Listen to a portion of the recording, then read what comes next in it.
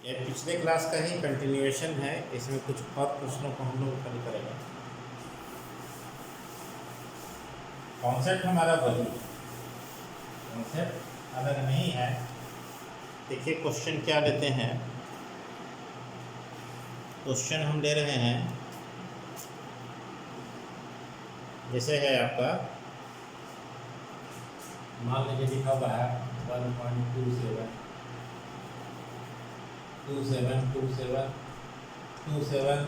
हर बार 27 आ रहा है। ठीक है, यही है हमारा है। तो इसको हमको परिमेय संख्या के रूप में लिख देना है। इसको हम लोग समझेंगे कि रिपीट होने वाला चीज़ क्या है। ये 27 जो है एक साथ रिपीट कर रहा है। जब ये चीज़ पता हो गया तो हमारे लिए लिखना आसान हो गया। इस समीकरण हम एक मान लेंगे। उसके बाद क्या करेंगे, इसको ब्रेक करेंगे। 1.27 ही आ रहा है बार बार, तो एक बार इसको तोड़ के लिख ले रहे हैं। और करते क्या थे कि दशमलव को रेगरिन के ठीक पहले पहुंचाना है, तो यहाँ को 2 स्थान आगे काटा है। तो आपको क्या करना होगा कि दोनों ओर, ये भी एक्स का वैल्यू है, दोनों ओर 100 से गुना करेंगे। 100 से गुना कर देंगे। 100 से गुना करेंगे तो क्या होगा, आपको मालूम है ये x है, ये आपका हो जाएगा 100x, और ये दशमलव के यहाँ आ जाएगा, तो हो जाएगा 127.27 ब्रैकेट। ये समीकरण 2 हो गया। अब जानते हैं कि क्या करना है, नोट कर लीजिए इसको। समीकरण 2 में से समीकरण 1 को घटा देंगे। समीकरण 1 को घटा देंगे। पिछले क्वेश्चन से काफ़ी स्टेप मैच कर रहे हैं, कहीं थोड़ा सा चेंज है, उसको केवल देख लीजिए ताकि आपके लिए आसान। पिछला तो समझ गए हैं। तो फिर वही बात करेंगे कैसे घटाया जाता है। LHS में से LHS घटेगा, RHS में से RHS घटेगा। देखिए यहाँ कितना है LHS में, 100x है। 100x में से ये x घट गया, इक्वल टू आएगा RHS का वैल्यू 127.27 ब्रैकेट, फिर इसका वैल्यू आएगा -1.27 ब्रैकेट। ये हम लोग माइनस कर देंगे, इसको सिंपल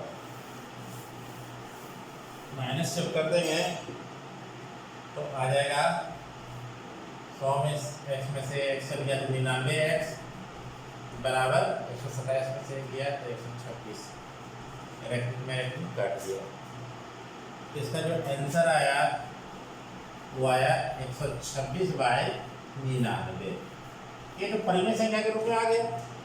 अब अगर ये कट जाता है तो काट दीजिए, कट जाएगा, 3 से कटेगा 35, ये क्या हो जाएगा 42, ये 3 से कटेगा और 11, ये 40, इसका वैल्यू आ जाएगा 40/11। अब नहीं कटने वाला।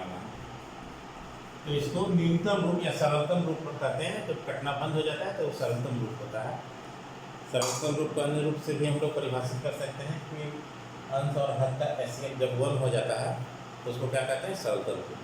इस तरीके से हम लोग इसको सॉल्व कर देंगे। एक और क्वेश्चन लेते हैं जो थोड़ा सा अलग हो, इसी पर आधारित हो। कॉन्सेप्ट समझ जाइएगा तो परेशानी नहीं होगी। हर तरह के क्वेश्चन को आप बना लीजिएगा। देखिए अगला क्वेश्चन हम लेते हैं, जैसे है आपका दिया हुआ 0.23535 रिपीट कर रहा है ना, इस तरह का। ये दे दिया है 0.2 दे दिया है और रिपीट कर रहा है 3535 आपका आ रहा है। रिपीट करने वाले चीज़ को पहचानना है और इनका नोटेशन आपको दे देना है। 0.235 दे देंगे इस तरह का। अब क्या करना है इसमें, देखिए क्या करना है, क्योंकि प्रॉब्लम है उसको आइडेंटिफाई कीजिए। पहला बात है कि रैंकलिंग जो आ रहा है उससे पहले डेसिमल नहीं है, तो क्या करना है इसका इलाज आपको मालूम है। दोनों ओर क्या करेंगे, 10 से गुना करेंगे। 10 से गुना करने पर क्या आएगा, एक्स से आपका 10x हो जाएगा और 10 यहाँ आ जाएगा, तो 2.35 ये समीकरण 2 हो गया।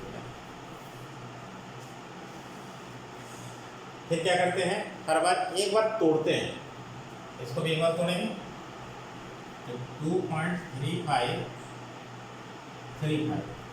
इधर तोड़। अब देखिए क्या होगा, ये 10x तो है, दशमलव को हमको यहाँ से उठा के यहाँ लाना है, रेखनी टेक्निक पहले। इसके लिए जिस भी संख्या से हमको गुना करना पड़ेगा, 10 का मल्टीपल ही होता है वो संख्या जो गुना करते हैं, दोनों ओर 100 से गुना करना है।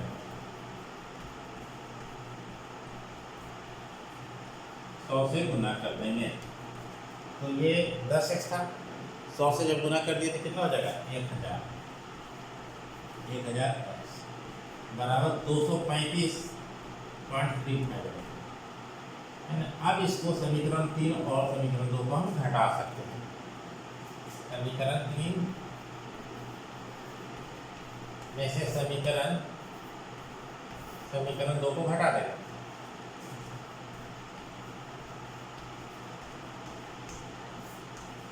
ये दोनों को जब घटा देंगे तो क्या होगा आपको मालूम है, ये 2 है, ये 3 है,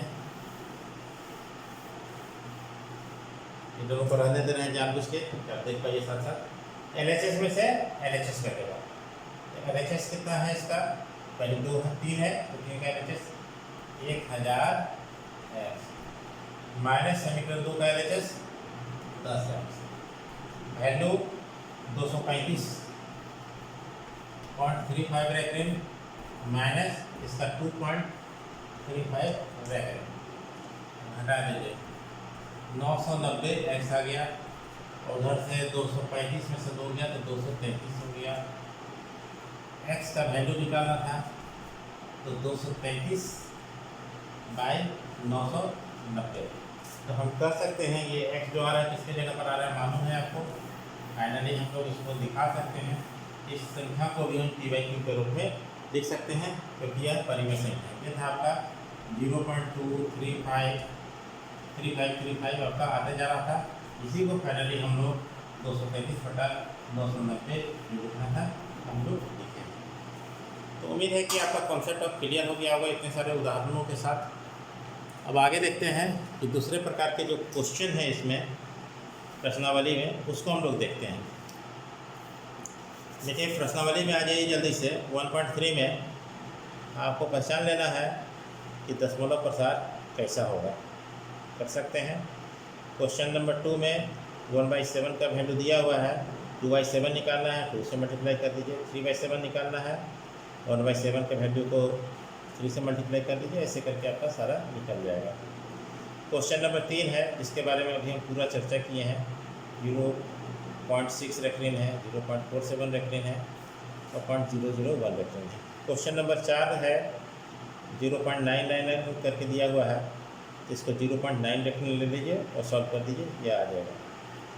क्वेश्चन नंबर 15 है, 1 को 17 से डिवाइड कीजिए और डिवाइड करके देखिए कि कितना बड़ा नंबर रिपीट कर रहा है। ठीक है, तो बहुत बड़ा नंबर का ग्रुप आएगा, इसको देखिएगा। अगला क्वेश्चन है कि क्या कर रहा है, look at several examples of rational number where p and q are integer with no common factors other than 1 and having terminating decimal representation. Can you guess what property q must satisfy? ये आपको guess करना है। तो guess जो कीजिएगा वो देखिएगा कि जब हर में, जब सरलतम रूप में भिन्न हो, तो हर में केवल 2 आ जाए, केवल 5 आ जाए, या 2 और 5 दोनों आ जाए, तब क्या होगा, वो जो है दशमलव प्रसार उसका शांत होगा। ताकि 2 और 5 को छोड़ के कोई भी संख्या अगर हर में आ जाती है अभाज्य गुणनखंड में, तो क्या होगा, दशमलव प्रसार आपका अशांत हो जाएगा। ठीक है। तो क्या रहा है, राइट 3 नंबर्स डेसिमल एक्सपेंशन और non terminating non recurring. Non terminating मतलब अशांत अनावर्ती 3 संख्याओं का आपको उदाहरण देना है। कोई भी 3 अपरिमेय संख्या का उदाहरण दे सकते हैं। अब जो अगला क्वेश्चन है, क्वेश्चन नंबर 8, उसको हम लोग देखते हैं। क्वेश्चन नंबर 8 क्या कर रहा है, 5/7 और 9/11 है, इसके बीच 3 अपरिमेय संख्या हमको लिखना है। ठीक है, क्वेश्चन क्या है समझिए। 5/7 है और 9/11। ये हम लोग इसको कैसे आसानी से बना सकते हैं। क्वेश्चन नंबर 8 है 5/7 और 9/11। तो पहला काम जो करेंगे हम लोग क्या करेंगे कि 7 और 11 का एलसीएम निकालेंगे। एलसीएम निकालिएगा तो 7 × 11 आ जाएगा 77। तो पहला काम हमको क्या करना है, इसका जो क्या कहते हैं हर है इसको 77 बनाना है। तो 7 को 11 से गुना कीजिएगा तो 77 हो जाएगा। 11 है तो 11 को 7 से गुना कीजिएगा 77। तो मैथमेटिक्स का नियम जानते हैं कि केवल हम हर को गुना नहीं कर सकते हैं। केवल हर को गुना करेंगे तो ये इक्वल नहीं रह जाएगा, तो हमको अंश को भी गुना करना पड़ेगा उसी चीज़ से। यहाँ 9 × 7 हो जाएगा और यहाँ 5 × क्या हो जाएगा 11 हो जाएगा। तो ये जो संख्या आ रही है आपका वो आ जाएगा 55/77 और ये आ जाएगा 63/77। यहाँ तक कोई परेशानी नहीं है। अगर हमें कहा जाता कि परिमेय संख्या लिखने के लिए तो 56/77, 57/77 ऐसे करके 3 हम लोग लिख देते 58/77। लेकिन यहाँ कहा गया अपरिमेय संख्या। अपरिमेय संख्या कौन सी संख्या होती है, स्क्वायर रूट के अंदर वैसी संख्या है। वैसे तो बहुत सारी होती है, उस पर बहुत सारे उदाहरण हैं, लेकिन स्क्वायर रूट के अंदर वैसी संख्या जो परफेक्ट स्क्वायर नहीं है वह भी अपरिमेय संख्या होती है। वही काम हम करेंगे। अगर कि इसको हमको रूट के अंदर लिखना है तो आप जानते क्या करेंगे, 55 × 55 कर देंगे। नीचे कुछ नहीं करना है तो 55 × 55 कर देंगे तो क्या आएगा, 55 × 55 कर देंगे तो कितना आ जाएगा, यहाँ लिख देते हैं क्या आ जाएगा 3025/77 है ना। इसको करते हैं उसी तरह से। ये भी आप वही काम कीजिएगा 63 × 63/77। 63 और 63 को इंटू कीजिए, कितना होगा 63 और 63 को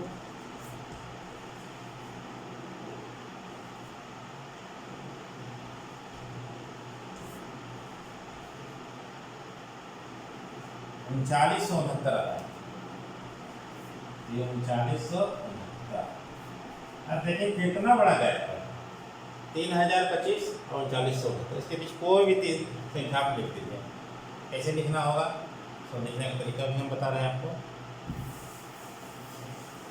कैसे लिखने का तरीका देखिए। लिखने का तरीका ये होगा कि हमको ये दोनों के बीच में लिखना था 3025/77। इससे बड़ा कौन होगा 3026 ले लीजिए, कोई भी 3 लेना है। उससे बड़ा कौन होगा आप 3027 ले लीजिए, और उससे बड़ा कौन होगा 3028 ले लीजिए। इन्हीं ऊपर लिखना है, ज़्यादा कहा जाता तो उसको भी लिख सकते थे। और उससे बड़ा इसके बीच में लिख रहे हैं 5 संख्या, 2 एक छोटी एक बड़ी, बीच में 3। तो ये हो गया 3969/77। अब क्या करना है, अब फाइनल यहाँ तक नोट कर लीजिएगा।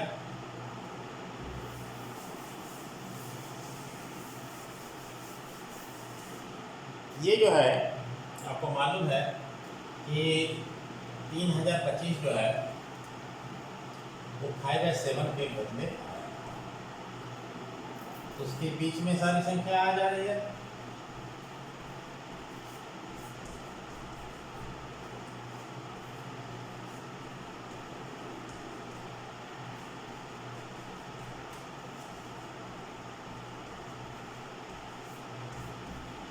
फाइनली ये जो आया है किसके बदले आया है, 9/11 के बदले आया है।